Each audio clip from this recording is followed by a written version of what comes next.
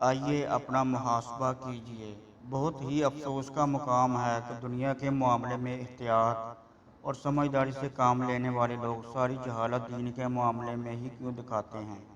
کیا کبھی آپ نے اپنا علاج ڈاکٹر کے بجائے نائی سے کروایا ہے؟ کیا آپ نے اپنی گاڑی میکینک کے بجائے ڈاکٹر سے ٹھیک کروائی ہے؟ کیا آپ نے اپنے گھر کے نل کسی الیکٹریشین سے ٹھیک کروائے ہیں؟ کیا آپ نے اپنے کسی پیارے کا آپریشن کسی درزی سے کروایا ہے؟ ناک کے ڈاکٹر سے کان کا علاج، کان کے ڈاکٹر سے گلے کا علاج، گلے کے ڈاکٹر سے آنکھ کا علاج۔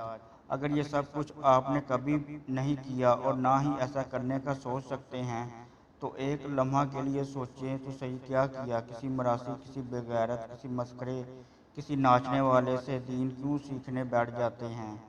کیوں ان کے پروگرامز میں جا کر اپنی آخرت برباد کرتے ہیں؟ کیوں ان دین کو کھیل تماشا بنانے والوں کے ساتھ جا کر بیٹھ کر اللہ کے حکم کی نافرمانی کرتے ہیں؟